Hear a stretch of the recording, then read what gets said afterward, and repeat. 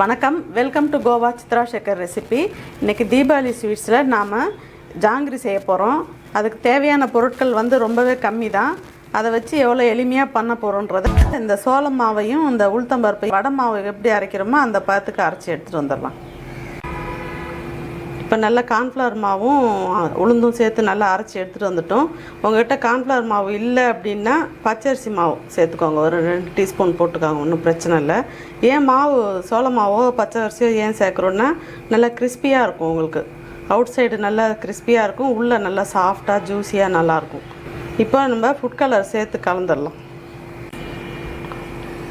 கொஞ்சமாக ஒரு பிஞ்சு சேர்த்து இது மாதிரி நல்லா கலந்துக்கோங்க.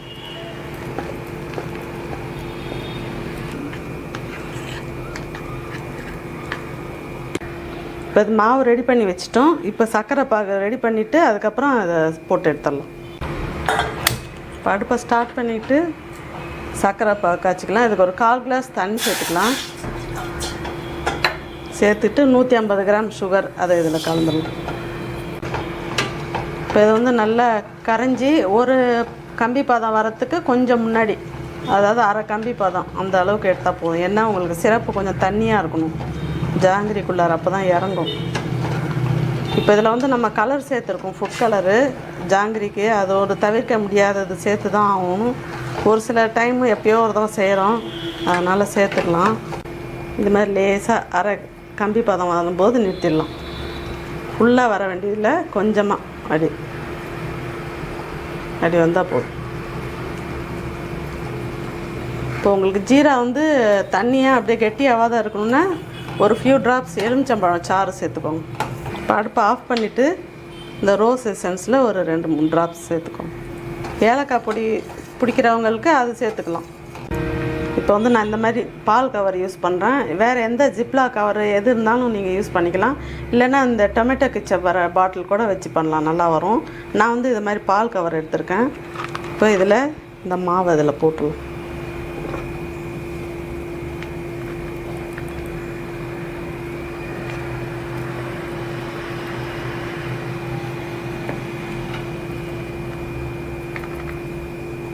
இப்போ இது மாதிரி நல்லா கவரில் போட்டோம். இப்போ என்ன பண்ணுங்கள், அடியில் லேசாக கொஞ்சமாக கட் பண்ணிக்கோங்க,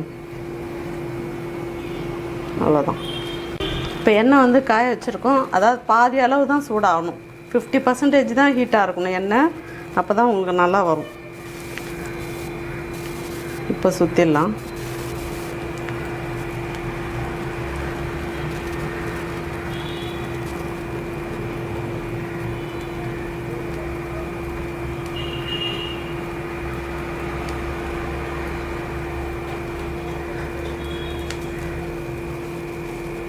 இதே மாதிரி சுற்றிக்கோங்க.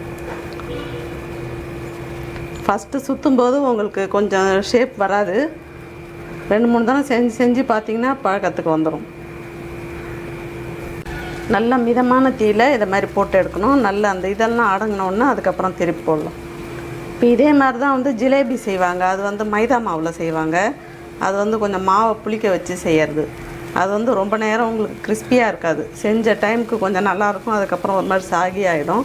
இது நம்ம உளுத்த மாவில் செய்கிறதுனால நல்லா ரொம்ப மாவு கொஞ்சம் அரிசி மாவு சேர்ந்து பண்ணுறோம். சோள மாவு கிறிஸ்பினஸ் நல்லா ரொம்ப நேரம் நிற்கும், நல்லாயிருக்கும். ஹெல்த்துக்கு இதான் ரொம்ப நல்லது. ஏன்னா உளுத்தம்பருப்பு சேர்த்ததுனால ஜாங்கிரி தான் ரொம்ப நல்லது. இப்போ இதை அப்படியே திருப்பி போட்டுடலாம்.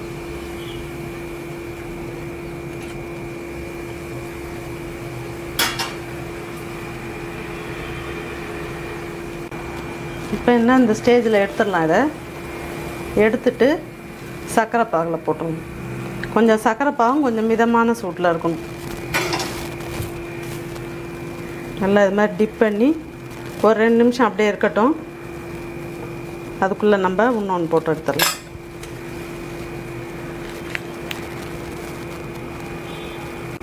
இப்போ அடுத்ததும் போட்டுடலாம்.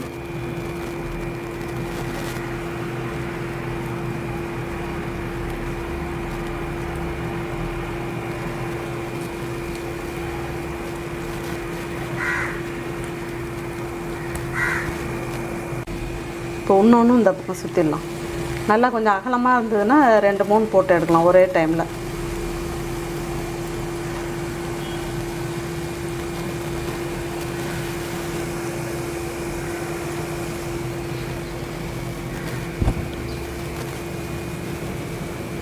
இந்த ரெசிபி வந்து பிகினர்ஸுக்கு ரொம்ப யூஸ்ஃபுல்லாக இருக்கும்னு நினைக்கிறேன்.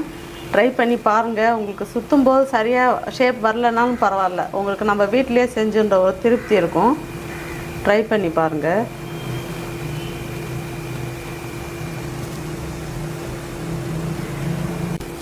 இப்போ இது ஒரு 3 நிமிஷம் நல்லா ஜீராவில் ஊற வச்சுருக்கோம். இதை எடுத்து பிளேட்டுக்கு மாற்றிடலாம்.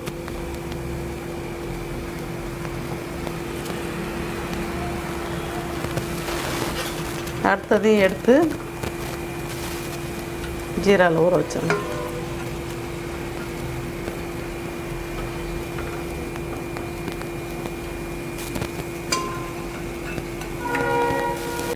இப்போ அந்த அடுத்த ரெண்டையும் நம்ம ஜீராலேருந்து எடுத்து பிளேட்டுக்கு மாற்றிடலாம்.